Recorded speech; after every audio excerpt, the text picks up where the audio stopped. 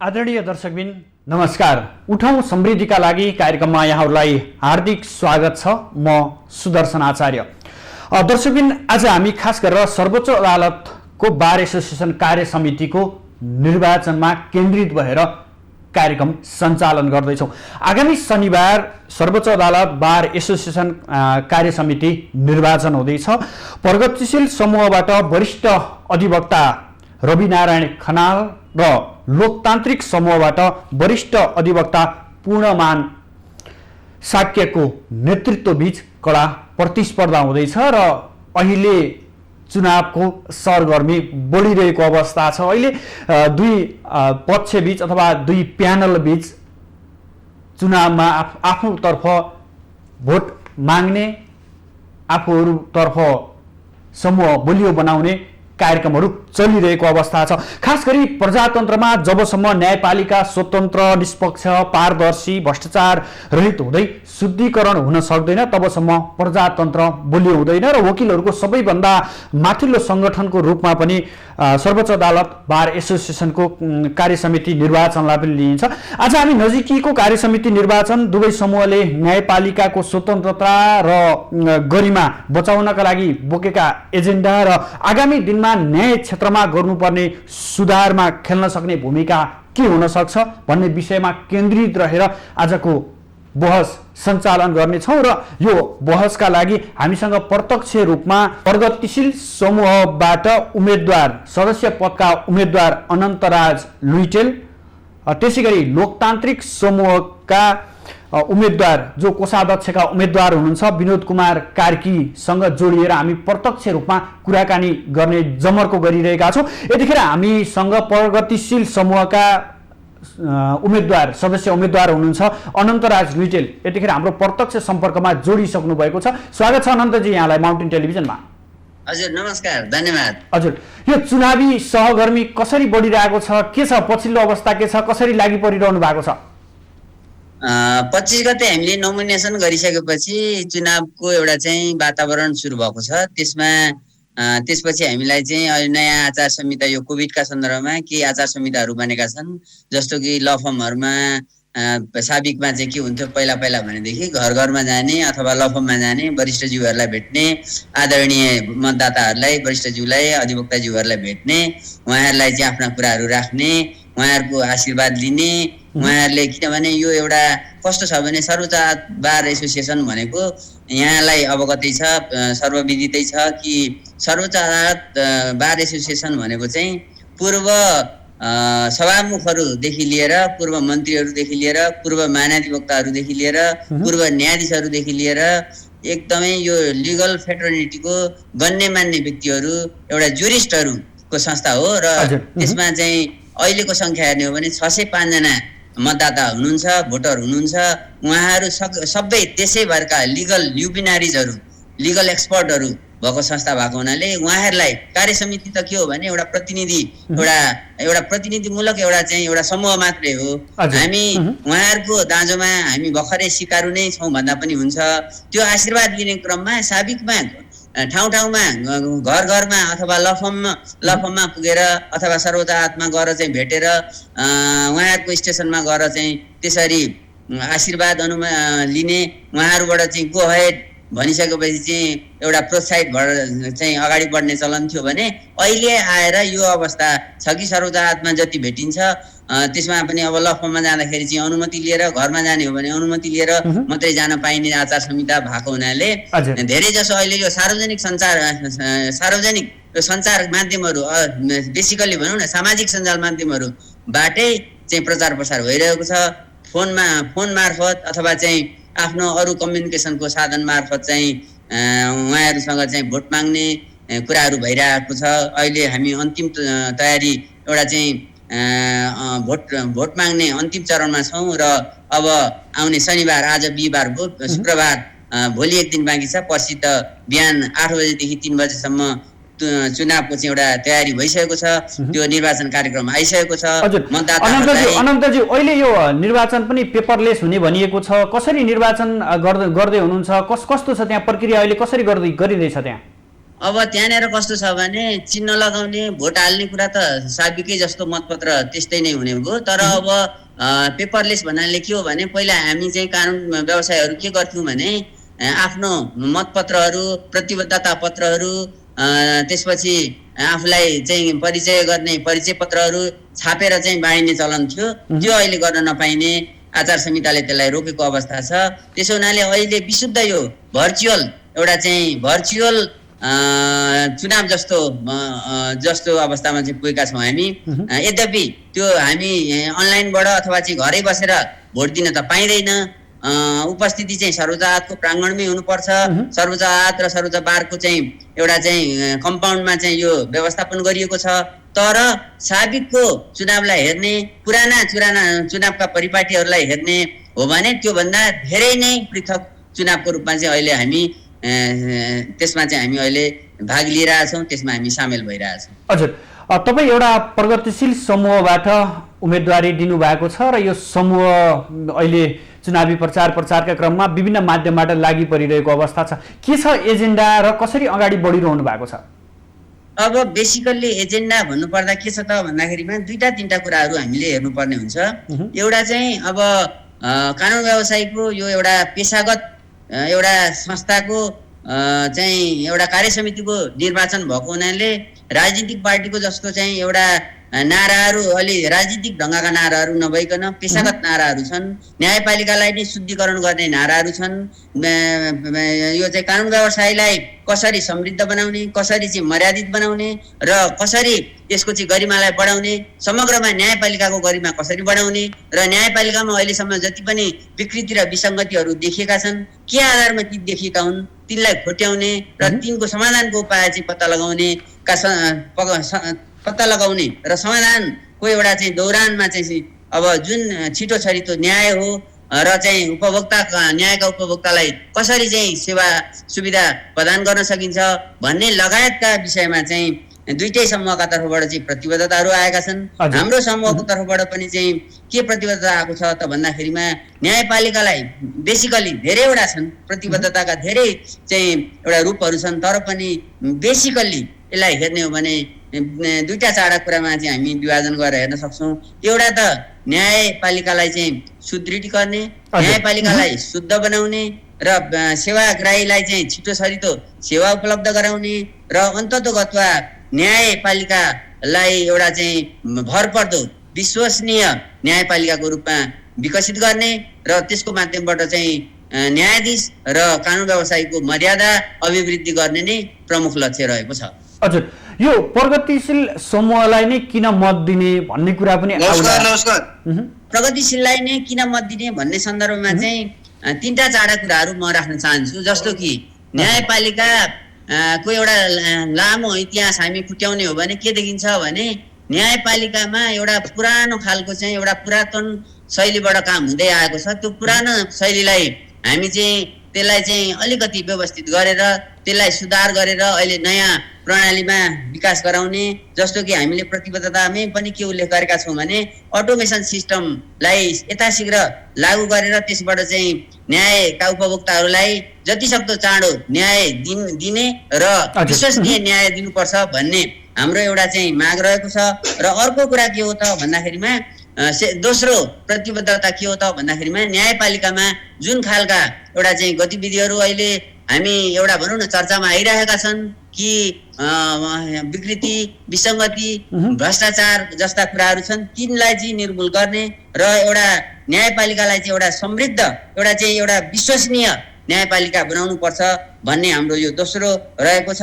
भने तेस्रो चाहिँ हामीले अर्को एउटा नयाँ एजेन्डा के पनि अघि सारेका छौँ भने नेपाल बार एसोसिएसनको अघिल्लो अहिले वर्तमान अध्यक्षज्यू वरिष्ठ अधिवक्ता चण्डेश्वर श्रेष्ठ ज्यूको चाहिँ निर्वाचनका दौरानमै हाम्रो प्रगतिशील कानुन व्यवसायीको तर्फबाट एउटा एजेन्डा अघि सारिएको थियो। त्यो के थियो त भन्दाखेरिमा कानुन व्यवसायीहरूलाई चाहिँ एउटा कल्याणकारी चाहिँ कोष गठन गर्ने र त्यसबाट चाहिँ कानुन व्यवसायीहरू जो चाहिँ अप्ठ्यारो अवस्थामा हुनुहुन्छ, बिरामी हुनुहुन्छ। अनन्तज्यू, हामीसँग लोकतान्त्रिक समूहका कोषाध्यक्ष पदका उम्मेदवार विनोद कुमार कार्की जोडिनु भएको छ। उहाँसँग म केही कुराकानी गर्छु र थप कुराकानीको लागि म पुनः तपाईँसँग जोडिनेछु। हाम्रो यतिखेर सम्पर्कमा विनोद कुमार कार्की हुनुहुन्छ, जो कोषाध्यक्ष पदमा उम्मेदवारी दर्ता गर्नुभएको छ, जो लोकतान्त्रिक समूह अन्तर्गत रहनु भएको छ। कार्कीज्यू, स्वागत छ यहाँलाई माउन्टेन टेलिभिजनमा। नमस्कार, धन्यवाद।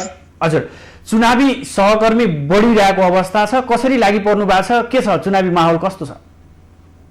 अब चुनाव छ, सरगर्मी पनि बढेको छ, तर सर्वोच्च अदालत बार एसोसिएसनको चुनाव अन्य सङ्घ संस्था र बारभित्र पनि हाम्रो अन्य जुन इकाइ, उच्च अदालतका इकाइहरू जिल्ला अदालत इकाइभन्दा अलिक फरक छ। त्यहाँ मान्छे अलिक बढी बौद्धिक छन्, अलिक क्षेत्रशिक छन्, अलिक बढी एक्सपिरियन्स छन्, देश विदेश घुमेको उहाँहरूसँग अनुभव छ। त्यस कारणले गर्दा हाम्रो चुनाव चाहिँ एकदम शान्त र शालीन शैलीमा हुन्छ दुवैतर्फको। हाम्रो पनि त्यस्तै शान्त छ, शालीन छ।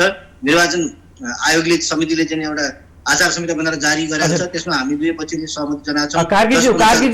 कार्कीज्यू, यो बौद्धिक भन्नुभयो, शब्द प्रयोग गर्नुभयो, बौद्धिक व्यक्तित्वभित्र झन् रस्साकसी हुन्छ भनिन्छ नि? छ, रसाकसी छ, तर कस्तो हुन्छ भने एकदम मैत्रीपूर्ण रसाकसी छ। हामीहरू बिच कुनै चाहिँ नि अप्रिय संवाद हुने अथवा चाहिँ नि चुनाव प्रचारको विषयलाई लिएर, चुनावको विषय लिएर झैझगडा हुने, गाली गलौज गर्ने केही पनि हुँदैन। रसाकसी चाहिँ हुन्छ, एकले अर्कालाई जित्न नै उठेको हो, जित्नु नै परेपछि रसाकसी हुनु स्वाभाविक हो, तर एकदम शालीन शैलीमा, एकदम भद्र शैलीमा हाम्रो त्यो हुन्छ। र यसपालिदेखि त अझ हामीले चाहिँ पेपरलेस चाहिँ इलेक्सन क्याम्पेन चलाएको छौँ दुवै पक्षले। हाम्रो पनि त्यही पेपरलेस इलेक्सन क्याम्पेन छ। हामीले फेसबुकहरू लगायतका चाहिँ ट्विटरहरू, सामाजिक सञ्जाल प्रयोग गर्छन् प्रचार गर्न दिनसम्म। अनि टेलिफोन र व्यक्तिगत भेटघाटहरू त्यो पनि एकदम अफिसमा नगइकन, घरमा नगइकन, अदालतमा आएर व्यक्तिगत भेटघाट गर्छन्। त्यो हिसाबले हामीले कार्यक्रमहरू ल्याएका छौँ, इलेक्सन क्याम्पेन चलाएको छौँ।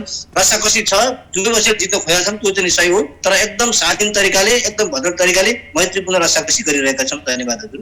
हजुर, यो लोकतान्त्रिक समूहले कस्ता एजेन्डा बोकेर आइरहेछ, कसरी अगाडि बढिरहेको छ? एजेन्डा लगभग दुवै पछिको उस्तै हुन्छ। किनभने रुल अफ ल मान्दैन कसैले भन्दैन। तर हामी त लोकतान्त्रिक पक्ष भएको, डेमोक्रेसी त हाम्रो चाहिँ आधारशिला भएकोले हामीले भन्दिनै भइहाल्यौँ। स्वतन्त्र न्यायपालिकाको कुरामा पनि दुवै पछिको उस्तै एजेन्डाहरू छन्। अन्तर्राष्ट्रिय सम्पर्क बढाउने कुराहरूमा पनि दुवै पछिको उस्तै एजेन्डाहरू छन्।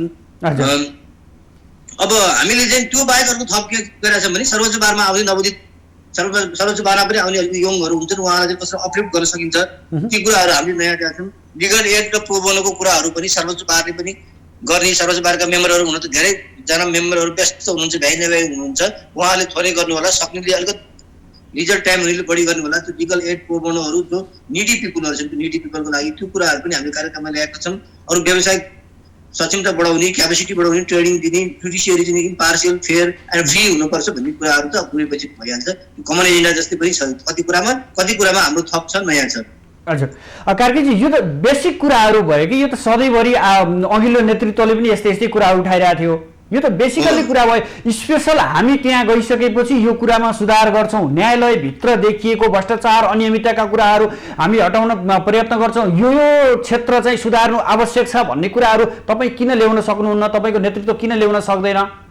त्यो लिएर आएका छौँ हामीले। अब ठ्याक्कै अब यसैले भ्रष्टाचार गर्यो भन्ने कुरा चाहिँ नि प्रमाणबाट, तथ्यबाट पुष्टि हुनुपर्छ, त्यसमा बोल्ने कुरा आउँदैन। समग्रमा भ्रष्टाचार छ, विकृति छ, विषय छ, त्यसलाई हामी हटाउँछौँ भन्ने कुरामा हाम्रो नेतृत्वले, मैले पटक हामीले प्रतिबद्धता जाहेर गरेका छौँ। हाम्रो प्रतिबद्धता भनेर त्यो प्रतिबद्धतामा पनि हामीले जाहेर गरेका छौँ। हिजो मात्रै सर्वोच्च बारको कार्य समिति र त्यो जुडिसियल रिफर्म मुभमेन्टवालाहरूको आजकल त्यो न्याय शुद्धिकरणको एउटा अभियन्ताहरू साथीहरू हुनुहुन्छ, उहाँहरूले अभियान चलाउनु भएको छ। त्यहाँ पनि हाम्रो टिमको नेतृत्व गर्ने प्रोफेसर वरिष्ठ अधिवक्ता पूर्णमान साकेले चाहिँ प्रतिबद्धता जनाउनु भएको छ। र यी कुराहरू आएका छन्, तर पहिला पनि आउँथे, अहिले पनि आउँथे।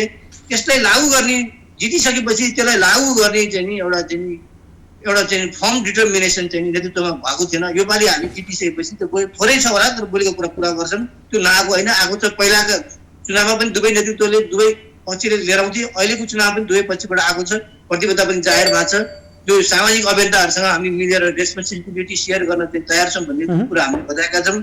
We are ready for share responsibility with the many stakeholders, with Nepal bar, with supreme court and with judicial reform मुभमेन्टवालाहरूसँग पनि हामी रेस्पोन्सिबिलिटी सेयर गर्छौँ। हामी उहाँहरूसँग एकाकार हुन्छौँ भनेर हामीले कुरा जनाएका छौँ। उहाँहरूकै फोरममा पनि जनाएका छौँ र हाम्रो अन्य फोरमबाट पनि जनाएका छौँ। यसमा चाहिँ मैले यहाँलाई अलिक क्लियर गरेँ। हजुर अनन्तज्यू यो बार र बेन्चको सम्बन्धको कुराहरू पनि तपाईँहरूको यो प्रतिबद्धतामा आइरहेको छ। यो सम्बन्धका कुराहरू कस्ता हुन्छन् र तपाईँहरूको यो प्रतिबद्धतामा व्यक्त गरे अनुसार कसरी अगाडि लैजाने, समन्वयलाई कसरी अगाडि लैजाँदै हुनुहुन्छ? अब बार र बेन्चको सम्बन्धको कुरा गर्ने हो भने कहिलेकाहीँ बार र बेन्चको सम्बन्ध अलि तिक्त पनि हुन सक्छ। जस्तो कि अब कुराहरू आइरहेछन्, हामीहरू भनिरहेछौँ कि न्यायपालिकामा केही कुराहरू चाहिँ अध्ययन अनुसन्धान गर्नुपर्ने अवस्था छ, फैसलाहरूकै पनि अध्ययन गर्नुपर्ने, विश्लेषण गर्नुपर्ने अवस्था आउन सक्छ। त्यस्तो बेला बार र बेन्चको सम्बन्ध कस्तो होला त भन्ने सन्दर्भमा जिज्ञासा उठ्न सक्छ। त्यसलाई हामीले एड्रेस गर्ने ढङ्गले त्यो कुरा उल्लेख गरेका हौँ। जस्तो मानौँ न कहिलेकाहीँ प्रश्न उठ्यो, कुनै विषयमा प्रश्न उठ्यो भने त्यो बार र बेन्चको रिलेसन चाहिँ कस्तो हुन्छ भने आलोचनात्मक सम्बन्ध हुन्छ। तर त्यो सम्बन्ध चाहिँ कस्तो हुन्छ भने आलोचना पनि गर्न पाइने र सम्बन्ध टुटाउन पनि नपाइने। हजुर दुईटा त्यो सम्बन्ध त्यस प्रकारको सम्बन्ध भएको हुने हुनाले कहिलेकाहीँ त्यस्ता विषयहरूमा चाहिँ अलिकति खटपट कुनै विषयमा चाहिँ भनौँ न कतिपय हाम्रो इतिहास हेर्दै जाने हो भने हामी देख्छौँ न्यायपालिका विरुद्ध बारले आन्दोलन पनि गरेको छ।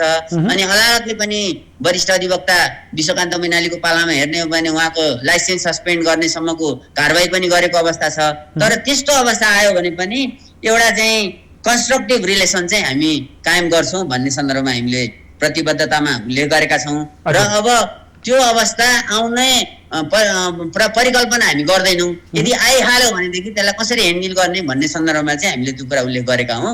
र त्यसमा न्यायपालिकाको सुधारको अभियान जब विनोदजीले पनि अहिले राख्दै हुनुहुन्थ्यो, मैले अघि पनि राख्दै थिएँ कि यो सुधारको आन्दोलन अभियान एउटा चाहिँ भनौँ न नेपाल बार एसोसिएसनले सर्वोच्च अदालत बार एसोसिएसनले आफैले चाहिँ यो अगाडि बढाउनु पर्ने कुरा हो। अन्य अभियन्ताहरूले चलाउन पाउने होइन भन्ने कुरा होइन।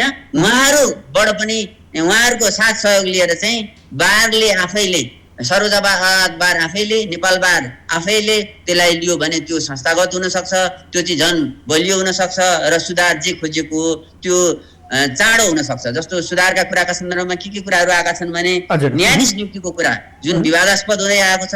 अघिल्ला नियुक्तिहरू हेर्ने हो भने कतिपय नियुक्तिहरू यति विवादास्पद छन् जसमा पर्याप्त चर्चा भइसकेको छ। त्यस्तो अवस्था नआओस् भन्ने सन्दर्भमा अभियन्ता वरिष्ठज्यूहरूको पनि त्यही धारणा हो। हामी जो भनौँ न अहिले अभ्यास गरिरहेका छौँ, चुनावी मैदानमा यो कुराहरू राखेका छौँ, एजेन्डा प्रतिबद्धताहरू राखिरहेका छौँ। त्यो पनि हामीहरूको पनि धारणा के हो त भन्दाखेरिमा कतिपय न्यायपालिकामा हुने नियुक्तिहरू छन्, त्यस्तै गरी फैसलामा कतिपय फैसलाहरू आदेशहरू विवादास्पद हुन सक्छन्। त्यस्ता कुराहरूलाई चाहिँ त्यस्तो समस्या नआओस्, विश्वसनीय होस् भन्ने सन्दर्भमा चाहिँ हुने अध्ययन अनुसन्धानहरूलाई पनि हामी प्रभावकारी ढङ्गले चाहिँ अगाडि लैजानेछौँ। र केही प्रश्नहरू उठ्यो भने त्यसको चाहिँ हामी एउटा संस्थागत ढङ्गले एउटा व्यवस्थित ढङ्गले संस्थागत ढङ्गले अगाडि बढाउँछौँ भनेर हामीले अनन्तजी न्यायपालिकामा व्यापक रूपमा भ्रष्टाचार हुन्छ, अनियमितताका कुराहरू आउँछ, ढिलासुस्तीका कुराहरू आउँछ। यो तर्फ अझै पनि जोड दिएको पाइँदैन। यसतर्फ तपाईँहरूले अब कतिको ध्यान दिएर अगाडि जाने, यसलाई चाहिँ सुदृढ गर्नको लागि तपाईँहरू कसरी जाने भन्ने योजनामा हुनुहुन्छ? अब यसरी हेरौँ, न्यायपालिकामा मात्रै नभएर अन्य निकायहरूमा पनि भ्रष्टाचार छ होला।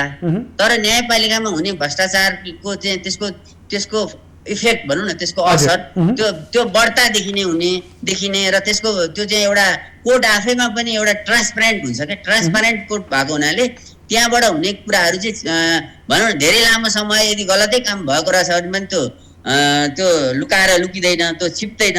त्यस कारणले गर्दाखेरि यो एक दिन न एक दिन बाहिर आउँछ। र अब यदि त्यस्तो भएको रहेछ हाम्रो कार्यकालमा, सपोज हामीले जितेर हामी सर्वोच्च अदालत बार एसोसिएसनको कार्यसमितिमा हामी पुग्यौँ भने हामीले त्यस विषयमा एउटा संस्थागत ढङ्गले धारणा बनाउने छौँ। म एउटा सदस्यको उम्मेदवार छु, मेरो नेतृत्वलाई म झौझक्याउने छु र नेतृत्वलाई झौझक्याउने यस बारेमा कि हामीले आजसम्म जति सुधार अभियानहरू गरिरहेका छौँ, व्यक्तिगत रूपमै भन्ने हो भने पनि मैले लामो समयदेखि न्यायपालिकाको सुधारका लागि, न्यायपालिकामा हुने विकृति विसङ्गतिका लागि, त्यसको अन्त्यका लागि कलम पनि चलाएको छु।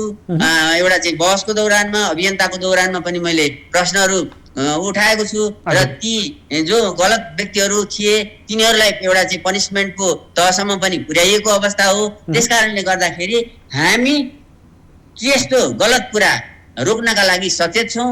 यदि त्यस्तो कुरा भएछ भने त्यस्तो कुरालाई हामी टोलरेट गर्ने छैनौँ र त्यसलाई सशक्त ढङ्गले प्रतिकार गर्नेछौँ र त्यस्ता कुराहरू कारबाहीको चाहिँ एउटा चरणसम्म पनि पुर्याउन हामी दबाब दिने छौँ भन्ने कुरा म यहाँसम्म विनोदजीसँग जोड्न चाहे। विनोदजीलाई पनि यही प्रश्न राख्न चाहे, न्यायालयमै अनियमितता भयो भन्ने कुराहरू, भ्रष्टाचारका कुराहरू आउँछ र नियुक्तिको विषयमा पनि बारम्बार यो न्यायालयमै यस्ता किसिमका आपत्तिका कुराहरू अथवा चाहिँ यसका आलोचनात्मक टिप्पणीहरू पनि हुने गर्छन्। न्यायलाई एउटा स्वतन्त्र र निष्पक्ष गराउनको लागि के गरिनु आवश्यक छ र तपाईहरूले यो एजेन्डा बोकेर समूहगत रूपमा चुनावी मैदानमा जाँदै गर्दा यसका प्राथमिकताहरू के छन् र खासमा न्यायालयमा भ्रष्टाचार हुने कुराहरू चाहिँ कुन कुन दुलोबाट चाहिँ निस्किन्छ? तपाईँले भनिहाल्नुभयो न्यायालयमा भ्रष्टाचार भएको सुनिन्छ, भ्रष्टाचार छ भन्ने कुरा। अब हामी भर्खर 52 सालतिर अभिवक्ताबाट प्र्याक्टिसमा लाग्यौँ, 97बाट म अभिवक्ता भएँ। त्यतिखेर चाहिँ नि न्यायालयमा भ्रष्टाचार छ भन्ने कुरा अलि मान्छेले मानि पनि हाल्थेनन्, तर भ्रष्टाचार छ भन्ने कुरा आउँथ्यो उठ्थ्यो, यसलाई अदालतले स्वीकार गर्थेन। अब अहिले अदालतले नै भ्रष्टाचार छ भन्ने कुरा स्वीकार गर्यो। पहिला रामप्रसाद श्रेष्ठहरूको पाला पनि विभिन्न कमिटीहरू बने, अदालतले सर्वोच्च अदालतले पनि प्रकाश राव बारको अध्यक्ष हुँदाखेरि प्रकाश हरि अर्यालज्यूहरू तत्कालीन वरिष्ठ अधिवक्ताज्यूहरूले चाहिँ त्यो अनुसन्धान गरेका छ। त्यसले 29 प्रकारका बिचौलियाहरू भनेर भ्रष्टाचार हुन सक्ने 29 प्रकारका ठाउँहरू देखाएको छ। तर त्यो नै अन्तिम होइन, त्यति बेला त्यो देखाइयो। त्यो भने 29 प्रकारभित्र भूतपूर्व न्यायाधीशदेखि अदालतमा बालवाला कर्मचारीदेखि न्यायाधीशका ड्राइभरदेखि न्यायाधीशका श्रीमती शालीदेखि वकिलहरू पनि पर्छन् गरेर 29 किसिमका बिचौलियाहरू छन्। ती मार्फत न्यायाधीश गर्छन् अथवा पैसा पछिसम्म बुझ्छन् दिन्छन् भन्ने कुराहरू भएको छ। त्यो चाहिँ एउटा रिपोर्टमै प्रकाशित भएर सर्वोच्च अदालतले बुझाइएको छ। सर्वोच्च अदालतको सम्पत्ति छ, अब त्यो पनि गर्नुपर्छ। अहिले पनि चाहिँ बिचौलिया पहिचान गर्ने भनेर चाहिँ विकृति विसङ्गति बिचौलियाहरू पहिचान गर्ने भनेर मान्य न्यायाधीश हरिकृष्ण कार्कीको संयोजकत्वमा एउटा कमिटी बनाएको छ। त्यसले पनि अब कानुन व्यवसायी, नागरिक समाज लगायतका चाहिँ न्यायिक उपभोक्ताहरू सबैसँग त्यसले चाहिँ राय सङ्कलन गर्दैछ, यो धमाधम काम गरिरहेका छन्। र यो कारणले गर्दा भ्रष्टाचार हुने ठाउँ अथवा चाहिँ दुलोहरू एक होइन अनेक छन्। 29 प्रकारको त फाइन्ड आउट भइसकेको छ र ती दुलोहरू टाल्नु सक्नुपर्छ। मुख्य कुरा न्यायाधीश आफै चाहिँ एकदम पवित्र हुनुपर्छ, स्वच्छ हुनुपर्छ र एउटा चाहिँ ज्यानै गयो भने पनि म चाहिँ तलमाथि गर्दिनँ, न्याय भने न्याय हो र निन्दन्तु नीति निपणा कैदा वस्तु भनेर चाहिँ त्यो भक्तिहरूको नीति श्लोक छ। त्यसमा चाहिँ लक्ष्मी आउन् कि जाउन् अथवा ज्यानै जाओस् कि विनोदजी न्याय क्षेत्रको कुरा गर्ने हो भने पनि यहाँनिर प्रष्ट रूपमा राजनीति देखिन्छ। तपाईँहरूले राजनीति छैन, त्यहाँनिर राजनीति गर्नु हुँदैन भन्दा भन्दै पनि स्पष्ट रूपमा राजनीति धार छ। राजनीति धार अनुसार नै तपाईँहरू पनि उम्मेदवार हुनुभएको छ। यो लुकाएर छिपाएर छिप्ने कुरा पक्कै पनि होइन। अब यस्ता किसिमका न्यायमूर्तिहरू पुग्ने ठाउँमा पनि एउटा राजनीतिक हुन थाल्यो, त्यहीँनिर व्यतिथिका कुराहरू, भ्रष्टाचारका कुराहरू हुन थाल्यो भने यो न्यायमा सुस्तता पक्कै पनि देखिन्छ र यो सुस्तता अन्त्य गर्न पनि भूमिका हुन्छ। तपाईँहरू जस्तो युवाहरू अधिवक्ताहरू जाँदै हुनुहुन्छ, न्यायालयमा उम्मेदवार दिँदै हुनुहुन्छ, भोलि पक्कै पनि तपाईँहरू पनि नेतृत्वमा पुग्नुहुन्छ। त्यो नेतृत्वमा पुग्दै गर्दा अहिलेदेखि नै स्टेप बाई स्टेप काम चाल्न अगाडि बढाउनको लागि के गरिनु आवश्यक छ त तपाईँहरू जस्ता युवाको भूमिका त्यहाँनिर कस्तो देखिनुपर्छ? न्यायालयलाई राजनीतिबाट प्रभावै नपर्ने चाहिँ होइन, संसारमै राजनीतिबाट प्रभाव पर्छ। Political system is main system, other systems are sub system भनेका छन्। मार्क्सले पनि बाई प्रोडक्ट मानेको छ अरू सिस्टमलाई पोलिटिकल सिस्टमको। अब जुडिसियल सिस्टम अथवा लिगल सिस्टम पोलिटिकल सिस्टमबाट इन्फ्लुएन्स नै नहुने होइन, तर हामी कहाँ चाहिँ नि प्रभावी नै पोलिटिकल सिस्टम भयो। जुडिसियल सिस्टमको एउटा चाहिँ दायरा हुन्छ, प्यारामिटर हुन्छ, त्यो सकेपछि चाहिँ पोलिटिकल सिस्टममा आउनुपर्ने ठाउँमा सिधै पोलिटिकल सिस्टमले चाहिँ नि हामीलाई चाहिँ थिचेर राखेको छ। सिधै नेताहरूले अब यसपालि चुनावमा त्यसलाई टिकट दिने भनेर त्यो भन्ने, नेताहरू आएर चुनाव वितरणको ठाउँमा आएर त्यो झै झगडा मिलाएर चाहिँ मिलापत्र गरिदिन पर्ने। न्यायाधीश नियुक्त गर्दाखेरि चाहिँ नेताहरू आयो बलात्कारमा भन्ने कुराहरू पनि भयो। नियुक्ति गर्दाखेरि चाहिँ दबाब आउँछ, नेताले मेरो मान्छे मेरो कोटाबाट एउटा मान्छे हालिदिनु भनेर फोन आउने गरेको भन्ने कुराहरू छताछुल्लोहरू भइरहेछन्। यो हिसाबले तपाईँले भनेको कुरा सही हो। पोलिटिक्स अथवा राजनीति छिरेको छ नेपाली न्यायालयमा। अब त्यसमा 0% बनाउँछु भन्न चाहिँ त्यो सम्भव छैन। एउटा निश्चित 2, 4, 5, 10% चाहिँ इन्फ्लुएन्स संसारमै हुन्छ। तर हामी कहाँ चाहिँ नि पुरै हाबी चाहिँ नि राजनीति भयो, जुडिसियरी प्रधान न्यायाधीश देशको नेता प्रधान न्यायाधीशले केही गर्न सक्ने अवस्था छैन, उहाँ निरीह हुन्छ, उसलाई जे हो त्यो मान्नुपर्ने अवस्था छ। त्यो हुनुमा संविधानमा पनि केही स्ट्रक्चरको पनि दोष छ। के दोष छ भन्दाखेरि त्यो चाहिँ नेताहरूलाई चाहिँ त्यो चाकडी गरेर गरेर न्याय प्रशासनले सिफारिस गरिसकेपछि पनि संसदीय सुनाइ गर्नुपर्ने, रोक्नुपर्ने, नेताहरूले नचाहे भने रोकिने, जस्तो दिवकराज जोशीको रोकियो। यस्तो अवस्थाहरूले गर्दाखेरि त्यो राजनीतिलाई झन् हाबी गराइदिएको छ यो संविधान। हजुर अनन्तजीसँग जोडिन चाहे तपाईँको एउटा प्रश्नमा म अनन्तजीसँग जोडिन चाहे। यहाँ उहाँले उठाउनु भएको संविधानमा पनि कता कता त्रुटि छ कि यो कारणले गर्दाखेरि पनि न्यायालय स्वच्छ हुन सकेन, पारदर्शी हुन सकेन भन्ने कुरा उहाँले गर्दै गर्दा तपाईँको यसबारे धारणा के हुन सक्छ? अलिकति म तपाईँलाई यो राजनीतिको विषयमा राखौँ अनि म यो विषयमा आउँछु है त। जस्तो कि अब विनोदजीले पनि राख्दै हुनुहुन्थ्यो, अमेरिकामा अघिल्लो गएको वर्ष चाहिँ 2 जना न्यायाधीशको नियुक्ति भयो। त्यो बेला ट्रम्पले चाहिँ रिपब्लिकन 2 जना न्यायाधीश नियुक्ति गरेपछि अमेरिकाको सुप्रिम कोर्टमा चाहिँ मेजोरिटी जज चाहिँ रिपब्लिकन जजहरू भए। अनि त्यतिखेर एउटा के प्रश्न उठेको थियो भने 2020 मा चाहिँ डेमोक्रेटहरूले चाहिँ प्रेसिडेन्सियल इलेक्सन जिते भने त्यतिखेर चाहिँ न्यायाधीशको सङ्ख्या एक्सपान्ड गरेर भए पनि यो जुन ब्यालेन्स हो न्यायाधीशहरूको सङ्ख्याको ब्यालेन्स गर्नुपर्छ भनेर त्यतिखेर आवाज उठेको थियो। यो कुरा मैले मेरो यो अघिल्लो आर्टिकलमा पनि मैले लेखेका थिएँ। भनेपछि राजनीति भन्नाले त्यहाँनिर अझ त्यहाँनिर हेरौँ के देखिन्छ भने अमेरिकाको प्रेसिडेन्टले सिधै प्रधान न्यायाधीश नियुक्ति गर्छ। उहाँले चाहिँ एउटा चाहिँ न्यायाधीशको प्रधान न्यायाधीशको त्यहाँ टेन्योर चाहिँ लाइफ लङ भएको हुनाले लामो समय बस्ने हुन्छ, पटक पटक हाम्रो जस्तो चेन्ज नहुने हुनाले लामो समयको एउटा चाहिँ अभ्यास हुन्छ, त्यहाँनिर चाहिँ बिर्सिसकेका हुन्छ मान्छेहरूले। तर प्रेसिडेन्टले तल्लो तहमा काम गर्दै गरेको न्यायाधीश होस् अथवा चाहिँ सुप्रिम कोर्टकै जज होस् अथवा बाहिरबाट ल्याओस्, उसले सिधै प्रेसिडेन्टले चाहिँ चिफ जस्टिस नियुक्ति गर्ने चलन हुन्छ।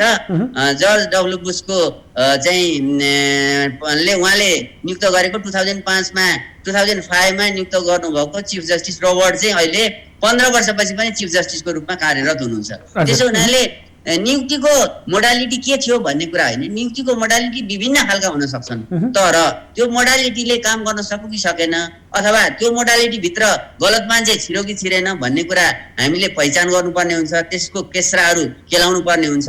कुनै पनि मोडालिटी आफैमा खराब हुँदैन, त्यो मोडालिटीबाट गलत मान्छे छिरो भने त्यस्तो मान्छेहरूलाई कसरी रोक्ने भन्ने सन्दर्भमा चाहिँ हामी विशेष गरी ध्यान दिनेछौँ भन्ने मलाई लाग्छ। र यहाँले भन्दै हुनुहुन्थ्यो कि अलिकति न्यायपालिकामा के जस्तो प्रश्नहरू उठेका छन्, ती विभिन्न खालका कुराहरू विभिन्न एउटा चाहिँ यहाँले पालको कुरा गर्नुभएको थियो, विभिन्न हुन सक्छन् पालहरू र ती पालहरू पनि एउटा अनेस्ट मान्छेको नियुक्ति अनेस्ट न्यायाधीशको नियुक्ति गरियो भनेदेखि त्यो नियुक्तिबाट नै त्यस्ता पालहरू पनि टालिनेछन् जस्तो चाहिँ मलाई लाग्छ।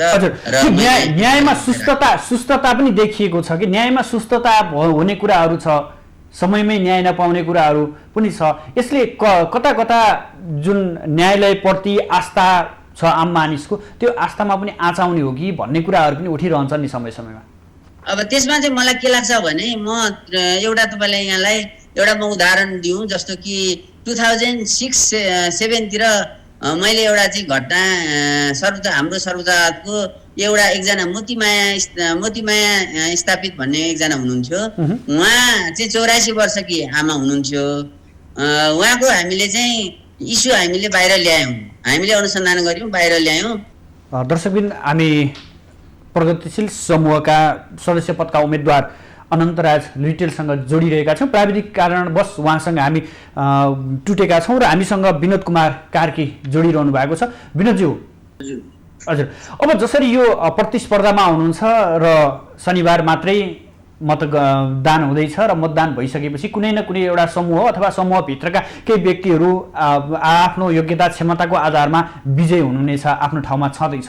यो तपाईँ जुन उम्मेदवार गर्नुभएको छ, उम्मेदवारी दर्ता गर्नुभएको छ लोकतान्त्रिक समूहबाट, तपाईँको लोकतान्त्रिक समूहलाई नै मत दिनुपर्ने कारण के र व्यक्तिगत रूपमा तपाईँ कोषाध्यक्ष पदमा सदस्य हुँदै गर्दा कोषाध्यक्षको निर्वाचनमा चाहिँ तपाईँले आफ्नो भूमिका बाँध्दै गर्दा तपाईँले गर्न सक्ने, तपाईँ त्यहाँ पुगिसकेपछि निभाउन सक्ने भूमिका चाहिँ के हुन सक्छ? हेर्नुहोस्, अब लोकतान्त्रिक मतलाई नै मत दिनुपर्ने कारण के भन्ने कुरा छ, त्यो बहुत सठिक छ र त्यो धेरै मतदाताले पनि हामीले तपाईँलाई यस कारणले मत दिन्छौँ भनिरहनु भएको छ। त्यो के हो भने अहिले सरकार 2/3 छ, एक किसिमले उसले जे पनि गर्न सक्छ, संविधानमै फेरबदल पनि गर्ने, संविधान नभएको कुरा पनि काम कारबाही पनि अगाडि बढाउने, राष्ट्रपति पनि उहाँहरूकै छ, 2/3 पनि उहाँहरूकै छ। त्यसमाथि उहाँहरूको आइडियोलोजी डेमोक्रेटिक प्रति त्यति फेथफुल होइन जति हामी छौँ। यो अवस्थामा मतदाताले के भनिरहनु भएको कि सडकमा शान्तिपूर्ण नारा जुलुस गर्ने पक्रियो भने त्यसलाई चाहिँ कानुनी सुविधाहरू दिन, यो सरकारको विरुद्ध मुद्दाहरू लड्नलाई हामी लोकतान्त्रिक नै चाहिन्छ। उहाँहरूको सरकार भएन, उहाँहरूकै समूह जित्यो भने त्यो हुन सक्दैन भन्ने उहाँ भोटरहरूले त्यो रेस्पोन्स गर्नुभएको छ। त्यो एउटा छ। दोस्रो कुरा लोकतान्त्रिक समूहले राम्रा राम्रा प्रतिबद्धताहरू ल्याएको छ, राम्रा राम्रा चाहिँ एजेन्डाहरू बोकेको छ। त्यो चाहिँ नि मतदाताहरूको लागि एउटा आकर्षणको केन्द्र हो। त्यसो हामीले चाहिँ नि न्यायिक सुधारको कुरामा चाहिँ प्रतिबद्ध छौँ। भ्रष्टाचार, विकृति, विसङ्गति र सँगसँगै चाहिँ डिले अघि भन्नुभयो नि एकदम ढिला delay, justice delay is justice denied भन्छ। जस्टिस डिले भएको कुरा त्यसलाई शीघ्र दिशीघ्र कसरी जान सकिन्छ भन्ने कुरामा हामीले एजेन्डा हामी आएका छौँ। त्यस कारणले लोकतान्त्रिक मतलाई नै योपालि मतदाताले रोज्नुहुन्छ। उहाँलाई म फेरि पनि हार्दिक हार्दिक अपिल गर्दछु कि हाम्रो लोकतान्त्रिक समूहलाई नै जिताउनुहोस्। अब जहाँसम्म मेरो प्रधानजीको प्रश्न छ,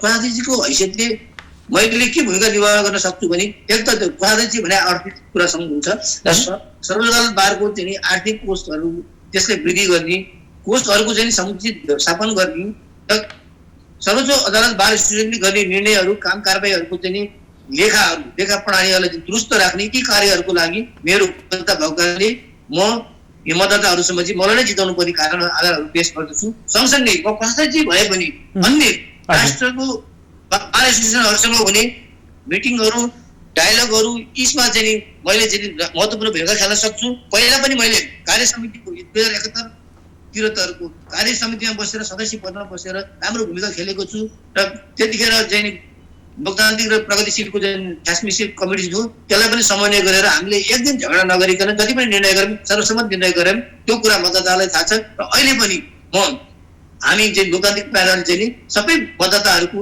आशय बुझेर एउटा लोकतान्त्रिक प्राथमिक हिसाबले चल्नेछौँ भन्ने प्रतिबद्धता जाहेर गर्छु। धन्यवाद। हजुर, म अनन्तज्यूसँग अघि प्रसङ्ग उठाउँदै थिएँ। यो न्यायालयमा सुस्तताको कुरा पनि हुन्छ। यसलाई चुस्त रूपमा अगाडि बढाउनको लागि तपाईँहरूको यो समूह आउँदैछ या निर्वाचनमा जाँदैछ अथवा त्यहाँनिर गइसकेपछि जुन समूहबाट योग्य छ त्यो निर्वाचित हुने स्वाभाविक प्रक्रिया भयो। यो हुँदै पनि यो चुस्ततालाई थप मजबुत बनाउनको लागि, चुस्त रूपमा चाहिँ न्याय दिनुपर्छ भन्नको लागि चाहिँ के गरिनु आवश्यक छ र न्यायालय सुधारका पाटाहरू के हुन सक्छन्? अब त्यसका लागि चाहिँ 2-3वटा कुराहरू हेर्नुपर्ने हुन्छ। एउटा त हाम्रो कानुन व्यवस्था जुन छ त्यसमै कतिपय कुराहरू जस्तो भनौँ न प्रक्रियागत कुराहरूमा लामो समय लाग्ने, म्याददेखि लिएर ती कुराहरूमा संशोधन नभएसम्म कुनै एकजना व्यक्ति, कुनै एउटा समूह, कुनै एउटा निकायले मात्रै चाहेर त्यो सम्भव छैन। संसदबाटै केही कानुनहरू अब जस्तो भनौँ न बाटोको ब्याजको कुरा केही सुधार त हुँदै आएको छ, तर पनि अब जस्तो भनौँ न काठमाडौँ उपत्यकाभित्र कति समयको म्याद दिने अथवा देशभरिको मेचीबाट महाकाली जानलाई म्यादको समय कति दिने, त्यो कुराहरू एउटा चाहिँ स्पष्ट हुनु पर्यो। अर्को कुरो म्याद थमाउने म्याद भनौँ न अब जस्तो 30 दिनभित्र 15 दिनभित्र एउटा कुनै रिटको कुरा गर्नु, 15 दिनको लिखित जवाफको समय दिएको हुन्छ, फेरि 15 दिन उसले थम्न पाउँछ। त्यो एउटा कानुनी प्रक्रिया, कानुनी त्यो नदिएर पनि हुँदैन फेरि, किनभने उसलाई उसको एउटा चाहिँ राइट टु रिप्लाईको अधिकार छ अथवा चाहिँ राइट टु रेस्पोन्डको अधिकार छ। त्यो अधिकारलाई अनर पनि गर्नुपर्ने छ। तर अब यो प्रक्रियागत कतिपय कुरा र अर्को कुरा चाहिँ के छ त भन्दाखेरिमा न्यायका उपभोक्ताहरूमै आफैमा पनि कतिपय भनौँ न प्रम्प्टली जस्टिस लिन सक्ने एउटा बाटो एउटा पहिल्याउन नसकेर अथवा चाहिँ त्यो एउटा अनेस्ट गेम नखेलेका कारणले पनि त्यो एउटा अवस्था आइरहेको छ भने अर्को चाहिँ हामी कहाँ भएका कानुनी कतिपय परिपाटीहरू छन्, अभ्यासहरू छन्, तिनमा सुधार गर्दै लानुपर्ने अवस्था छ। र तेस्रो कुरो अदालतभित्रको जनशक्तिमै पनि त्यो कुराको चाहिँ एउटा चुस्तता दुरुस्तता ल्याउन आवश्यक छ। त्यो नभएसम्म हुन सक्ने अवस्था छैन। यी कुराहरूलाई हामी चाहिँ संस्थागत ढङ्गले हामी यदि विजय भयौँ, हामी चाहिँ कार्यसमितिमा गयौँ भने यी कुराहरूलाई हामी उठाउनेछौँ। हजुर, यो पेशागत हक हितका कुराहरू पनि हुन्छ। यो पेशागत हक हितको बारेमा तपाईँहरू कसरी बोलिरहनु भएको छ, कसरी अगाडि बढिरहनु भएको छ? यसमा चाहिँ हामीले 3टा महत्त्वपूर्ण कुरा अगाडि सारेका छौँ। अहिले पेशागत हकित भन्नाले जस्तो छिट्टो फुट्टो रूपमा देखा पर्ने गरेको छ, तर सर्वोच्च बार एसोसिएसन आबद्ध कानुन व्यवसायहरूलाई जस्तो भनौँ न, कुनै कुनै कानुन व्यवसायहरूको यो चाहिँ भनौँ न एउटा बुढौली अवस्थामा पुगिसकेपछि त्यहाँ सहारा दिने अथवा चाहिँ भनौँ न कुनै कुनै कानुन व्यवसायीको चाहिँ मृत्यु हुँदाखेरि चाहिँ उहाँलाई एउटा राम्रोसँग सद्गत गर्न नसकेका उदाहरणहरू पनि छन्। कतिपय कानुन व्यवसायलाई उपचार गर्न नसकेका घटनाहरू पनि छन्। ती कानुन व्यवसाय त्यस्ता कानुन व्यवसायहरूलाई चाहिँ एउटा टेक केयर गर्नको लागि कानुन व्यवसायी कल्याणकारी एउटा चाहिँ कोष हामी गठन गर्नेछौँ। त्यस्तै गरी उपचारका लागि कुनै निश्चित हस्पिटलसँग चाहिँ आबद्ध भएर त्यहाँ चाहिँ उपचारको व्यवस्था गर्नेछौँ र हामीले प्रतिबद्धतामा सार्वजनिक गरेका छौँ कि सिआइटी अथवा नागरिक लगानी कोष अथवा अन्य कुनै निकायसँग चाहिँ किनभने हामीसँग 605 जना मात्रै सदस्यहरू छौँ। हरेक वर्ष थपिँदाखेरि 20-25 जना अथवा 50 जना भन्दा माथि थपिने प्रचलन पनि छैन, किनभने त्यहाँ धेरै क्राइटेरिया पुर्याएर मात्रै सदस्यता बन्ने भएको हुनाले सीमित सङ्ख्यामा सदस्य भएको हुनाले ती सदस्यहरूलाई कसरी उहाँहरूको चाहिँ एउटा चाहिँ भनौँ न एउटा मर्यादा पुरा उहाँहरूलाई मर्यादित बनाउन सकिन्छ। अप्ठ्यारो पर्दाखेरि दिनुपर्ने सेवाका कुराहरू भए ती कुराहरूलाई पनि हामीले ख्याल गरेर चाहिँ नागरिक लगानी कोषमै आबद्ध गराउने योजना पनि हामीले ल्याउँछौँ भनेर हामीले प्रतिबद्धता सार्वजनिक गरेका छौँ।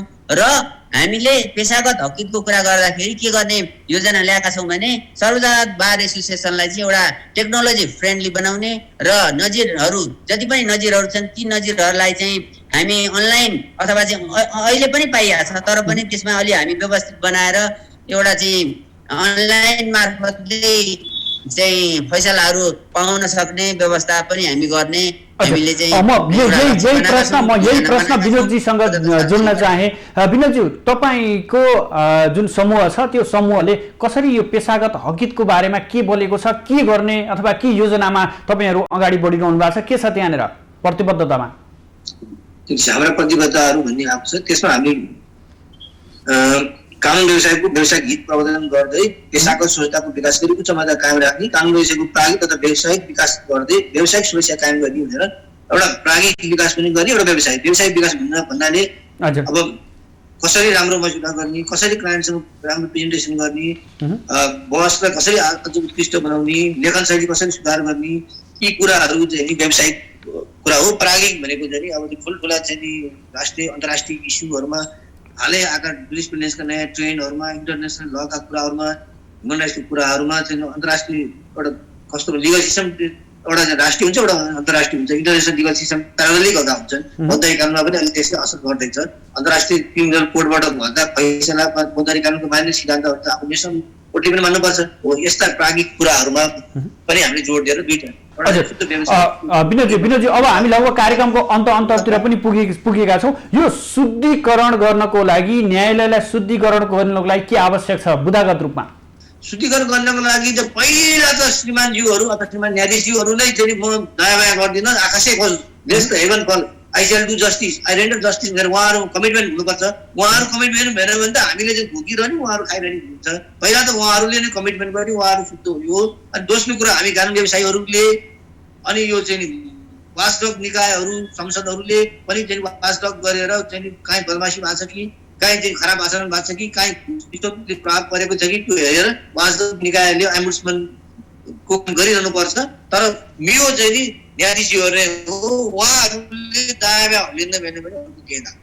हजुर, म अनन्तज्यूसँग यही प्रश्न राखेँ। शुद्धिकरण, न्याय प्रशासनलाई शुद्धिकरण गर्न के गरिनु आवश्यक छ र के हुन सक्छ? न्यायालय शुद्धिकरणका बुदागत रूपमा बताइदिनुहोस्। यो गर्यो भने न्यायालय शुद्धिकरण हुन सक्छ भन्ने के छ आधारहरू? हो त्यसका लागि चाहिँ मलाई के लाग्छ भने सुरुवातै न्यायाधीशको नियुक्तिबाट हुनुपर्छ र न्यायपालिकाभित्रका हुने गतिविधि जुन अवांछित गतिविधि भन्छौँ हामी तिनलाई चाहिँ ट्र्याकमा ल्याउनको लागि न्याय परिषद प्रभावकारी हुनुपर्छ। न्याय परिषद, अब म यहाँलाई उदाहरण दिउँ, जस्तो कि एउटा राम्रो न्यायाधीश नियुक्ति भयो भने त्यो न्यायाधीशबाट तलमाथि हुँदैन भन्ने कुराको एस्योरेन्स हुनु पर्यो। त्यो हुने बित्तिकै आधा नियुक्ति राम्रो हुने बित्तिकै आधा समस्याहरू समाधान हुन्छन् र बाँकी रह्यो आधा ती आधा समस्याको समाधान कसरी गर्न सकिन्छ भने न्याय परिषद प्रभावकारी हुन सक्नु पर्यो। अब न्याय परिषदलाई कसरी प्रभावकारी बनाउने भन्ने सन्दर्भमा चाहिँ न्याय बार एसोसिएसनको एउटा प्रतिनिधिको रूपमा चाहिँ न्याय परिषदमा सदस्य पनि हुनुहुन्छ। उहाँ मार्फत हामी आफ्ना कुराहरू राख्न सक्छौँ। उहाँ सर्वोदय बार एसोसिएसनकै सदस्य सामान्यतया रहने गर्नुहुन्छ। र अब अर्को कुरा चाहिँ के हो त भन्दाखेरिमा सर्वोदय बार एसोसिएसनले आफैले पनि आफ्ना एजेन्डाहरू एजेन्डाहरू गलत भए यिनमा करेक्सन गर्नुपर्छ भनेर आह्वान गर्न सक्छ, आग्रह गर्न सक्छ, एउटा चाहिँ निवेदन गर्न सक्छ सर्वोदय समक्ष अथवा चाहिँ सम्बन्धित स्टेक होल्डर जस्तो कि यहाँले कुरा गर्नुभयो न्याय परिषदलाई प्रभावकारी बनाउने कुराका सन्दर्भमा केही गलत कुरा आयो तलमाथि भएको देखियो भने न्याय परिषदलाई प्रभावकारी बनाउन पनि हामी आग्रह गर्नेछौँ। र यो तेस्रो कुरा मैले लिएर राखेँ। र अब कोड अफ कन्डक्ट अनन्तजी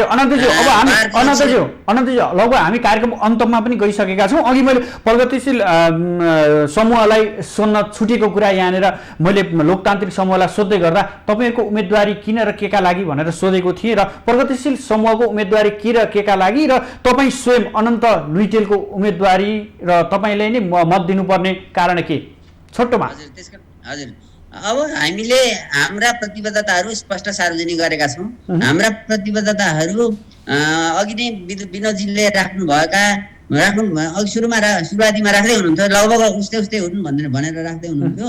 पेसागत हिसाबले केही कुराहरू मिल्दाजुल्दा छन्, तर पनि हामीले कानुन व्यवसायहरूलाई चाहिँ जुन अघि मैले भने उहाँहरूको चाहिँ एउटा चाहिँ अशक्त अवस्थामा टेक केयर गर्ने कुरादेखि लिएर न्यायपालिकालाई चाहिँ एउटा चाहिँ टेक्नोलोजी फ्रेन्डली बनाउने भन्ने कुराहरू हामीले उहाँहरूको भन्दा अलिकति पृथक राखेका छौँ। र तेस्रो कुरा के हो त भन्दाखेरिमा प्रगतिशील समूह चाहिँ एउटा चाहिँ भनौँ न हामीले आजका दिनसम्म पनि भ्रष्टाचार अनियमितता र एउटा चाहिँ गलत काम कुराहरू हुनुहुँदैन भनेर सशक्त आवाज उठाइरहेको समूह भएको त्यसप्रति हामी प्रतिबद्ध चाहिँ एउटा समूहका रहेको हुनाले र स्वयं हाम्रो समूहलाई विजय गराउन म आदरणीय मतदाताहरू समक्ष आग्रह गर्दछु, निवेदन गर्छु र स्वयं म आफै पनि एउटा चाहिँ लामो समयदेखि त्यस्ता विकृति विसङ्गतिका विरुद्धमा लागेको न्यायपालिकालाई मर्यादित बनाउनुपर्छ, न्यायपालिकालाई एउटा सुदृढ बनाउनुपर्छ र न्यायपालिका स्वतन्त्र हुनुपर्छ भनेर कलम पनि चलाएको, अभ्यास पनि गरेको, कानुनी अभ्यास पनि गरेको र त्यसमा एउटा चाहिँ अभियन्ता के हैसियतमा चाहिँ अनन्तजी हामी कार्यक्रमको अन्तमा आइसकेका छौँ। यहाँहरू दुवैजनालाई सफलताको शुभकामना व्यक्त गर्दै यहाँहरूको महत्त्वपूर्ण विचार र महत्त्वपूर्ण समयका लागि विशेष धन्यवाद दिँदै यहाँहरूलाई बिदा गर्छु। नमस्कार। पक्कै पनि दर्शकबिन आगामी शनिबार सर्वोच्च अदालत बार एसोसिएसनको कार्यसमिति निर्वाचन हुँदैछ र यो कार्यसमितिमा दुईवटा समूह प्रगतिशील समूह र लोकतान्त्रिक समूह बीच प्रतिस्पर्धा हुँदैछ।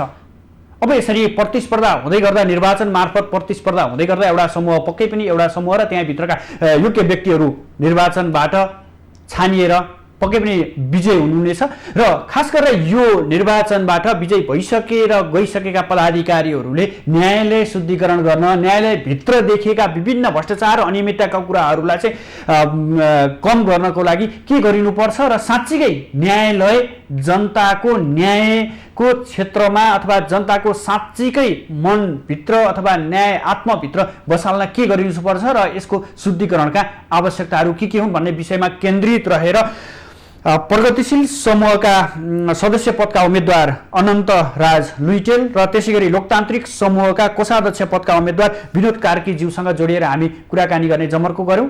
भोलि पुनः नयाँ विषयवस्तुका साथ उपस्थित हुनेछौँ। आजलाई भने बिदा दिनुहोस्। नमस्कार।